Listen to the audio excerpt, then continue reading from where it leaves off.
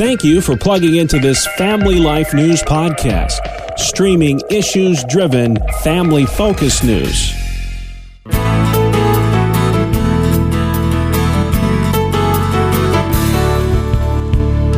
And welcome back to another edition of Issues in Education. Mondays during the Noon Report, we spotlight the issues that matter most to our public schooling families. And this week, as it has been the case in many weeks, that issue is coronavirus. Joining us on the live line, the host of Issues in Education, Dr. Ralph Kerr at the Teaching and Learning Institute. Ralph, great to have you back today, sir. Thank you, Bob. And we've always been socially distant as far as these conversations are concerned, so we don't have to be concerned about that today either. Well, just in case, I do have a can of Lysol next to me here, so when we're done, we can be responsible. But so the question, if I had a buck for every time this was asked, I'd be a millionaire. Will there be a rest of the school year? Schools, of course, have been shut down since mid-March because of this virus. What do you think of that, and should that decision be made by the state or the local districts? Well, I think any parent listening is going to really like my answer, and that is I do think that school will be opened again. I think the first clue to that was last week when the governor said that he's looking at maybe sometime in April, schools opening up. Now, I would think that it will be on a regional basis, but fortunately for much of your listening area, the virus has not been near as impactful as it has been in New York City and places like that. So yeah. I do think that over the next couple of weeks, we may see schools open up again. There, of course, is a spring break in many areas. Starting in mid-April, so whether it'll be before then or after that, but at the latest, I would guess, and that's all it is, that after that spring break, you'll see schools open up again. And I don't know if you heard it in the background, Ralph, but there was a collective thank God from all the parents. I did hear that. Today. I joined that chorus of parents.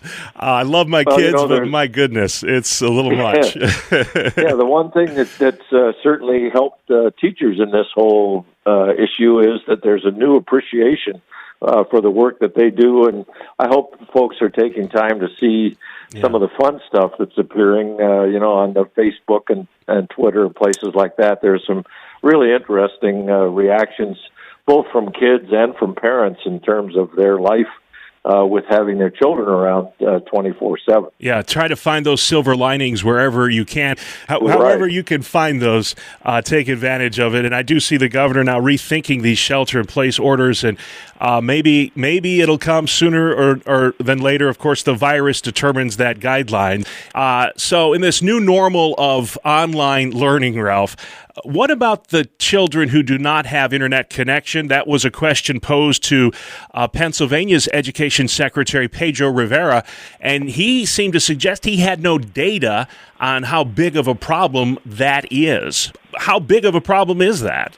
Well, I think it is a big problem. I read recently that even teachers are trying to make some decisions about grading work that students are doing at home, because some of the students, through no fault of their own, are not able to even receive the work because they don't have access to the internet, particularly in rural areas of the listening area. I think this is a really big problem, and it's going to be difficult for teachers to do their work because of that. And many kids, unfortunately, this is the world we live in, upstate, rural areas, a lot of poverty. And the only meal that these kids will get is at school. It's so sad to think about.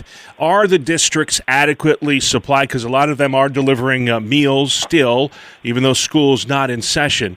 Are they adequately supplied? We've seen the run on grocery stores. People just seem to have lost their mind in some cases.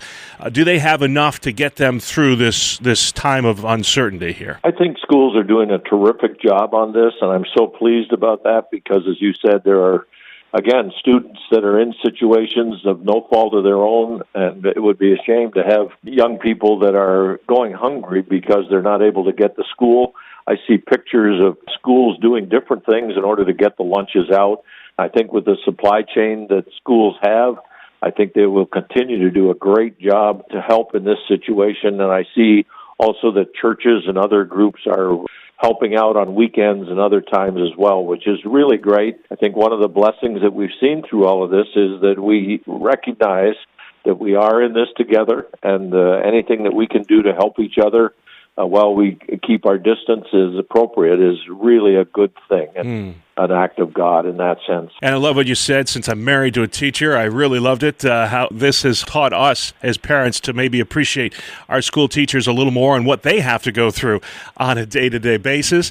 But for us moms and dads now who have been thrust into the role of school teacher for the time being, just give us a little advice here as to how to get us through what we hope is a short-term thing. It may not be. It could be longer than we want, or it may not be, but we don't know. So we have got to kind of step up to the plate here, so to speak, and get us through this, as we said earlier, new normal of learning. Right. Well, certainly would encourage parents to be in touch with their schools. There's at least a skeleton crew in every school that are fielding questions. There are teachers that are reading stories and doing things over the internet and on Facebook so that you can, for example, sit your children down and have them listen to the teacher read a story. There are many, many cases where that's happening.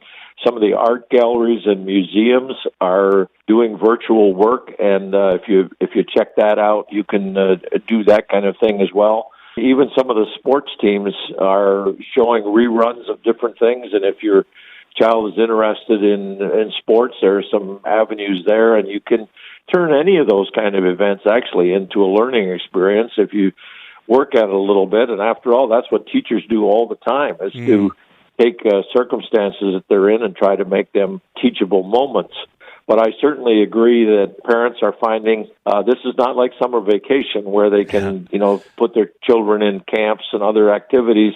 This is 24/7, basically, and I feel really badly for some of the psychological things that are happening with children. I heard yesterday of a family where one of their sons, as they noticed, had actually bitten his fingernails off to the point where they were actually bleeding, and it was related to the fact that he's just so unsure of what all is happening around him. So in addition to some of those things that really have to do with learning, I think there's a real opportunity here for parents to help their children learn about life and the uncertainty of that. And certainly within your own family, don't take social distancing seriously in that sense, because your kids still need your hug and your presence. And I would just encourage parents to be sure that they give that part of emotional support to their children as well. Boy, what a great way to end today's conversation.